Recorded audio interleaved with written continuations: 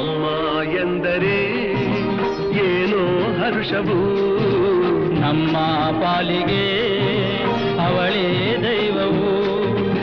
ಅಮ್ಮ ಎನ್ನಲು ಎಲ್ಲ ಮರೆತೆವು, ಎಂದು ಕಾಣದ ಸುಖವ ಕಂಡೆವು.